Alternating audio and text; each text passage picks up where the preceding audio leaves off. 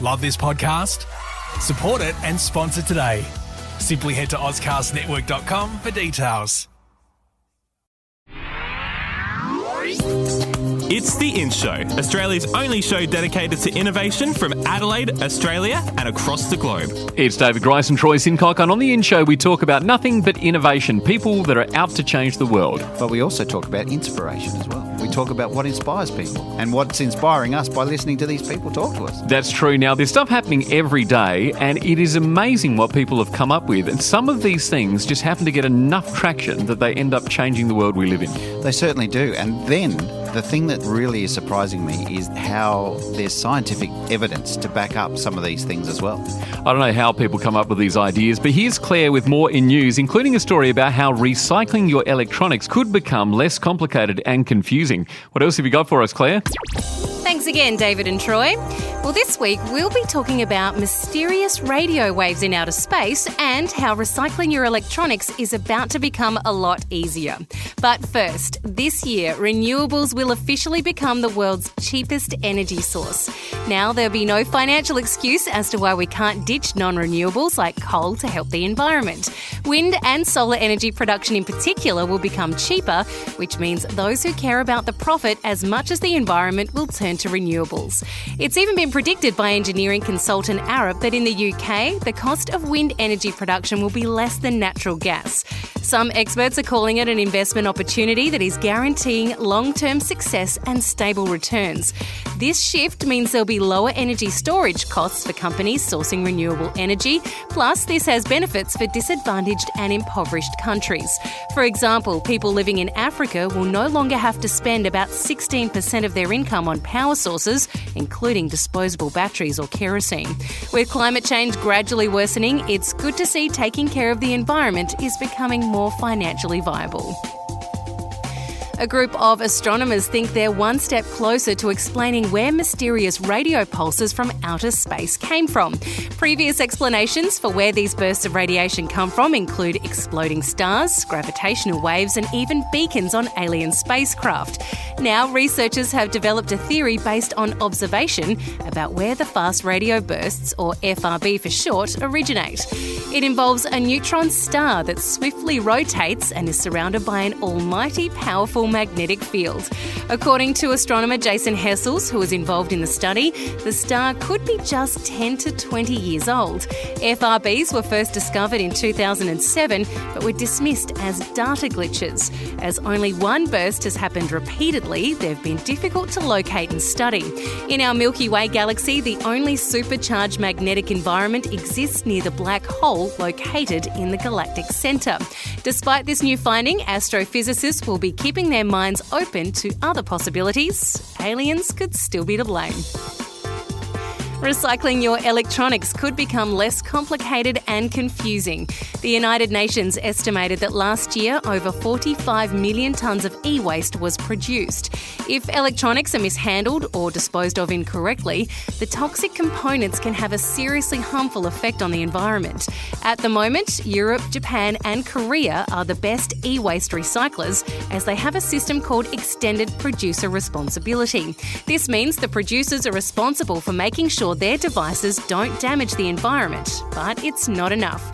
In 2016, almost a quarter of electronics in the UK were chucked out with general household rubbish.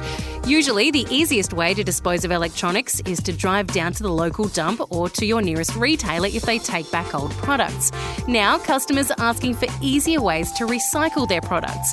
And recyclers are urging companies to start producing devices that are easier to take apart, as things like LCD TVs are fiddly and take a long time to dismantle. Hopefully, the process of recycling old electronics does become more straightforward. The future of the environment depends on it. And that's what's in news this week. Thanks, Claire. Well, David, I've got to tell you, in my neighbourhood, hard rubbish is like an everyday proposition. The amount of electronics I see out on the side of the road is extraordinary. And, so much so that they've actually put a sign down the end of the street saying, do this and we're going to fine you. It hasn't stopped people at all. Have you seen anyone get fined yet? No, but the reality is people just don't know what to do with them. And so, having a TV in your bin, well, firstly, it probably is not going to fit in the first place. You're not going to take the time to break it down. So it makes a lot of sense to have these items be able to be recycled. It does. And look, I mean, I've got 2 or 3 of the old television sets, and they're sitting in my garage collecting dust, doing absolutely nothing.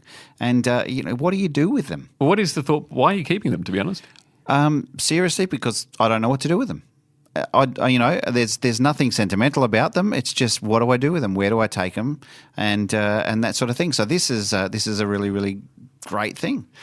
Are you aware of anywhere in the world where they're spearheading how to take care of items like this? Yeah, look, I mean, I've seen a bunch of things around reusing mobile devices, particularly in remote regions in Africa and things like that. And there's been a bit of press recently on that particular thing. But, go down to IKEA, and IKEA have a recycling place for mobile phones and things like that within there.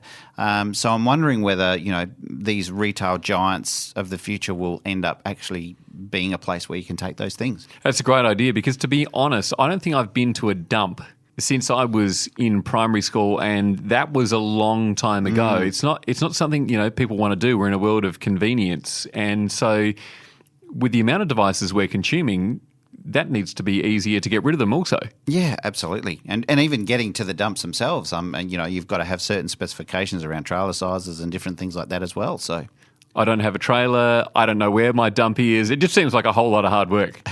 It sure does. It's David Grice and Troy Sincock. We're talking innovation on the InShow podcast, and tomorrow we go down to the RAA, otherwise known as the Royal Automobile Association. Now, I haven't used the word automobile in a conversation for many years, and that's not a surprise given this company is over 100 years old. That's probably why we refer to it as the RAA. I bet plenty of people don't even know what it stands for. Yeah, you're probably right, actually. And I think the most incredible thing about this organisation is over 114 years old. They've grown to nearly 900 employees.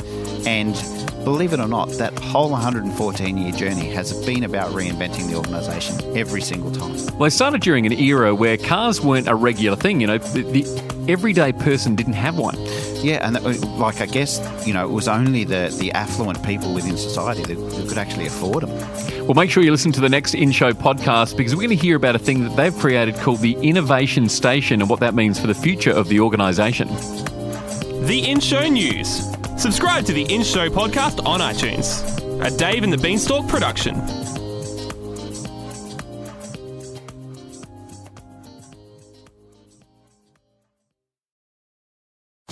Love this podcast? Support it and sponsor today. Simply head to AuscastNetwork.com for details.